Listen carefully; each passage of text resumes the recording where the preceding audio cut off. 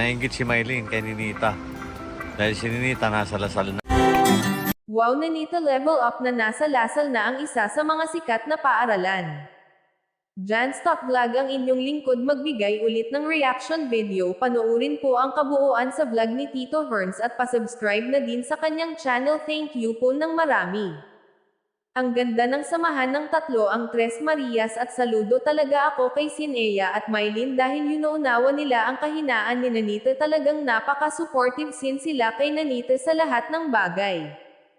Ini-imagine ko tuloy paano kaya kapag malalaki na sila at pag may awa ang Diyos makatapos sila ng pag-aaral, syempre maghiwa-hiwalay sila, sigurado bonggang nakakapanibago sa kanila at sa lahat syempre, at yan ang dapat paghandaan nilang tatlo, maging ang nanay ni Da at tatay Herns nila dahil darating at darating talaga yung panahon na iyon.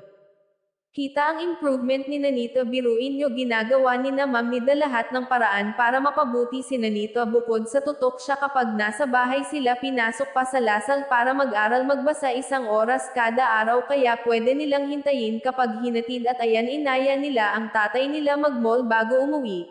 Sobrang nakakatuwa sila panoorin. Saludo sa iyo Sir Tito Herns sa kabaitan nyo sa dalawa, kaya pinagtupala kayo ni God dahil ang bait nyo po. Nainggit si Mylene kay Ninita. Dahil si Ninita nasa Lasal na. Nag-exam kayo? Ngayon? Nuloko mo ako ha.